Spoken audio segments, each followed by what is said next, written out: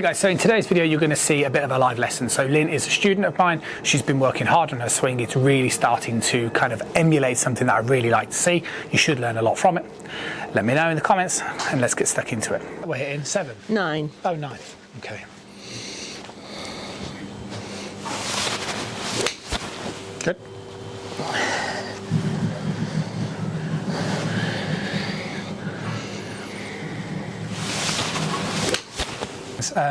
Which is kind of what you've said, but one is sequence. Okay, so there's kind of too much movement in the early part of the golf swing. Right, yes. Okay. Yeah, it's all going together, isn't it? And I think if you reduce the movement, you'll find it harder to theoretically get the club under plane. Right. And then we want to be there. Yeah. And then what do I do? Oh, there. yes, of course. And then the problem is that extra bit of movement, your arms get a little stuck behind you. Yes. And then although it's fine, your elbow's kind of a bit behind you and it makes you a little bit sort of flippy. Yeah. Makes sense? Yeah. So, and that less movement in the body, that's what you need, isn't it? Yeah, I mean, I'd certainly, if you, the reference point that I like is when the club is, when the club's about 4 feet back. Yeah, so that's it, and again. So if you pause at that stage, exactly. And then what I want you to try and do is just make sure, one, it would be going straighter. Right, yeah. And also it's that little feeling of push. Pulling that, yeah. Which, like you say, that feeling of push is created by you staying still. Yes. Which is why your shoulder becomes tilted. Yes. So that sort of makes sense? Yes. That would be like connection this way. Yes. Yeah. So kind of, and then obviously wider is this way.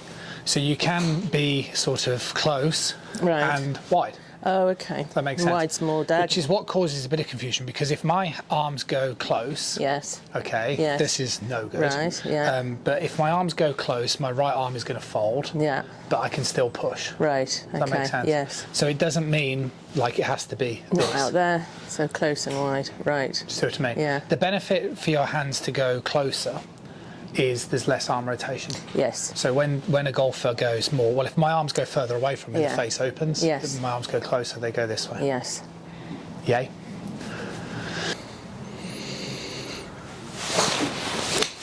Nice. So really good. So that's kind of what we're looking for. Sorry, face this way. So less movement here. Yes. Which is really good.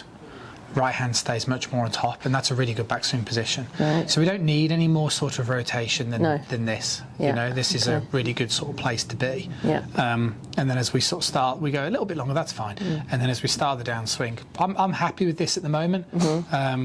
It's a really solid sort of impact position. And then I think we just need to try and do the same sort of thing with all the clubs. But this is really solid because you're kind of moving nice and sort of centrally. Let me redo that a bit more accurately. So you're moving nicely here,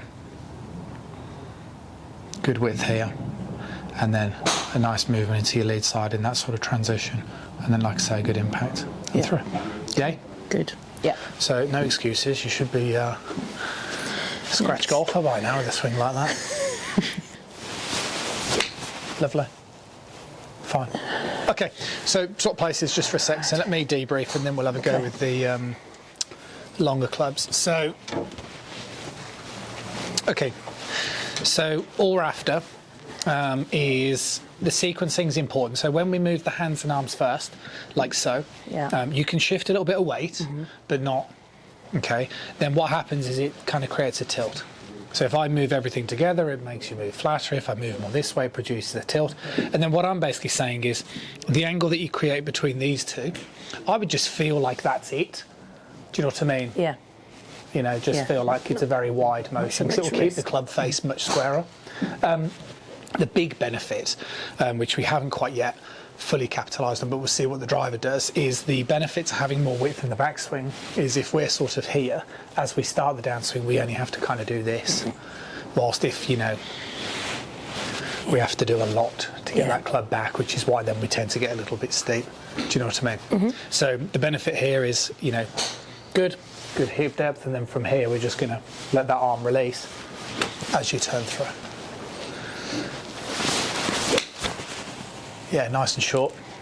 I don't think I've ever heard you say that before. No, I meant like that wasn't a compliment.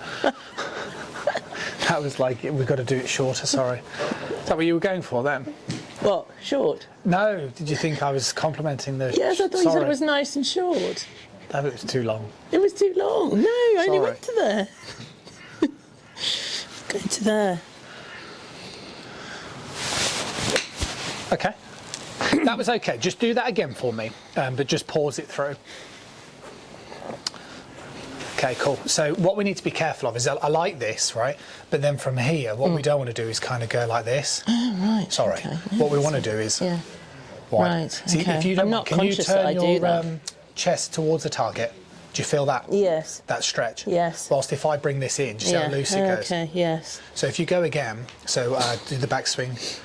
Perfect, and then we go kind of a bit further back, which is fine. Yeah. And then from there, we want to feel like that arms straighten, and then you can turn left, which creates that bigger sort of stretch. Right. You with me? Yes. So I wouldn't. less Backswing wrist. priority today. Yeah.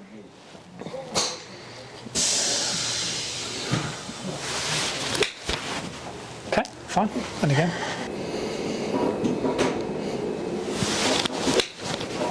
Fine.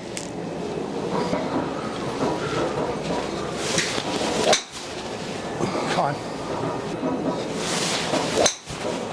No, that was horrible. Ball position's a little bit too far forward. Okay.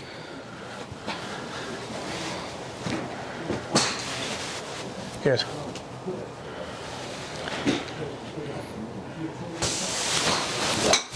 Yeah, lovely. Okay, so hopefully you enjoyed that video. Let me know if you like that kind of stuff and if you want to see more of those types of things moving forward. See you soon.